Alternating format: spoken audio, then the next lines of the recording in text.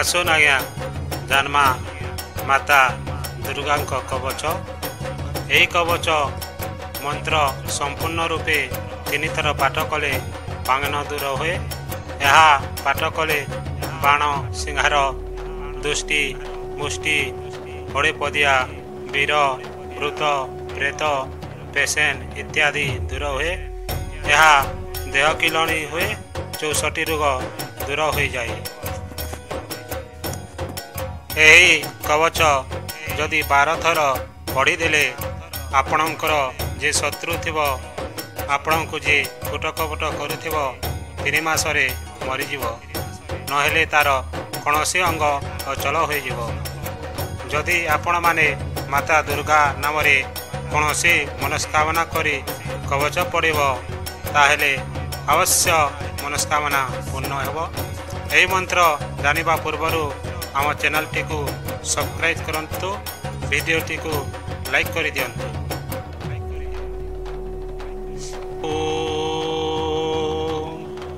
जय तो अनादि अनंत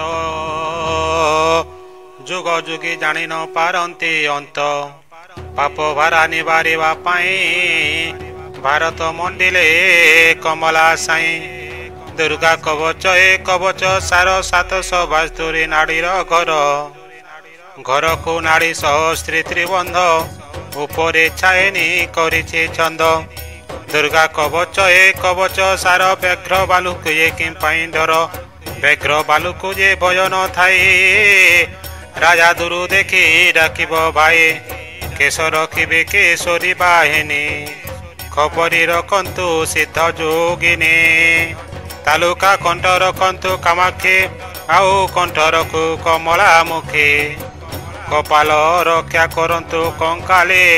नासिका रक्षा करंतु भद्रकाले नयन रक्षा करंतु नारायणी आउ नयन रखंतु जोगिनी जिभ्या रक्षा करू शंकर ज्योति गला रखंतु देवी सरस्वती कंठ रक्षा करू कमला मूर्ति ओट रक्षा करू देवी पार्वती देह जाक दुर्गा स्वरूप घटू दुआरे दाढ़ साबल न काटू हृदय कर चंडी रक्षा करू पिटिकी परमेश्वरी उतरू अष्टभुजी मते रख उषासी बाहु को रख बिंदुगिरी बासी आउ बाहु को रखु हेमवंती नली पाद को रखंतु पार्वती नख मोर रख महामंगला हृदय नाभि रखंतु हेंगुला कटी रखंतु कृपा बत्सली आउ कटी रखंतु बिंदु बासेली जानू रक्षा करू जगत माता आउ जानू रखंतु खेती बहंता आंटू रखु पाप मोचनी बला चंडी रखु मंडियार बला बेनी पाद को वसुमती रख अमृति अमृति लोचने देख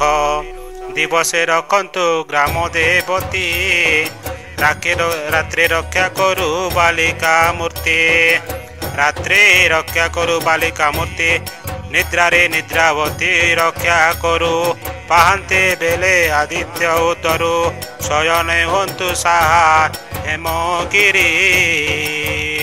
बने नव दुर्गा थांतु धरी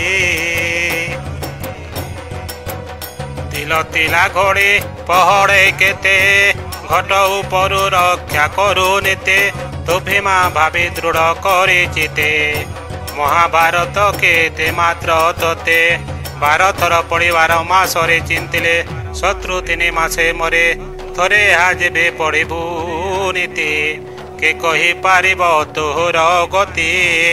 जंतुपति देखी करई भये किंकर प्राय सर्वदेवताए देवताए तोर सहारे थांती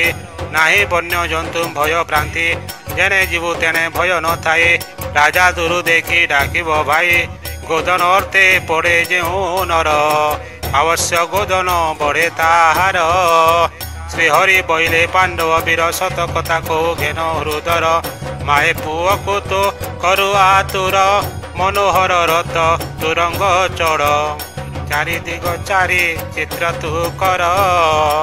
सत्य जे कलिते त्रया द्वापर चारि दीप चारि नायक साजी चारि दिगवंत जुचिब बाजी चारि दिग पाल चांदुआ टाण हृदय हनुमंत बाणे लकण पंच मन कुजे प्रदान करी प्रकृति मानकु पकानी बारी प्रकृति माने दूरे सेवी थांतु पहाड़ होई पादे लागे तांतु मन पथ को बसाओ एतु ए शून्य गुंफा द्वारे अच्छी सारथी से सारथी तरे बसाओ बाहु जेनिकी भय भ्रांति नाई आउ टंकधर नामे टुपर कर हरि नाम ग्रुटी हृदय धर गत जन्मे जहा बासना थिव से सिना कवच हृदय धरिव जेउ राजा शुणे श्रवणे तार परंसीमांचली आणे अपार भकत बंधु को शरणे पोष वचन कहे गोपीनाश दास उपर लिखित सबुथान तीन थर आंगुली मारी कपाल तीन थर फुंकी मारिदेव।